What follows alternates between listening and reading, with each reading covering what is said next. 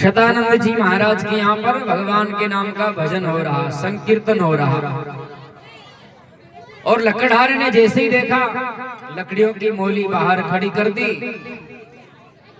अंदर जाकर के देखा तो शतानंद जी महाराज बड़े प्रेम से भगवान का पूजन कर रहे थे। तन्मयता होकर के भगवान का बड़े प्रेम से पूजन कर रहे। लकड़हारा भी बैठ गया, देखा है तो यही ब्राह्मण देवता कोई न कोई भगवान की आराधना कर रहे हैं, बैठ गया। पूजन पूरा हुआ, भगवान के आरती के दर्शन किए, भगवान को भोग लगाया। प्रसाद देने के लिए शतानंद जी महाराज सब भक्तों को प्रसाद देते देते उस लकड़हारे के पास भी आए। उसने पूछा, महाराज ये कौन से भगवान की आराधना कर रहे हो? यह कौन से भगवान का पूजन है और ये पूजन करने से क्या फल मिलता है? आप महाराज यह भी मुझे बताइए।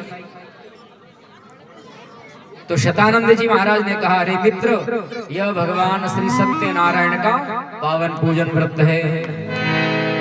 भगवान सत्यनारायण मन वांछित फल को देने वाले हैं, फूल के बदले फल देते हैं, संतानहीनों को संतान की प्राप्ति कराते हैं, निर्धन को धनवान बनाते हैं। ऐसे सभी देवों में सत्यदेव भगवान का ये व्रत पूजन है। उसने कहा, महाराज क्या मैं भी ऐसे पूजन को कर सकता हूँ? महाराज मैं छोटी जाति में जन्मा हूँ, भील जाति का हूँ, इसलिए पूछ रहा हूँ।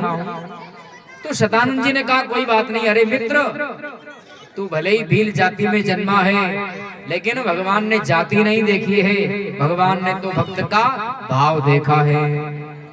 और तुम्हारा भी भाव है तो तुम भी जरूर भगवान की भक्ति को कर सकते हो, भगवान की पूजन को कर सकते हो। भगवान के वहां कोई जाति पाति का भेदभाव नहीं है।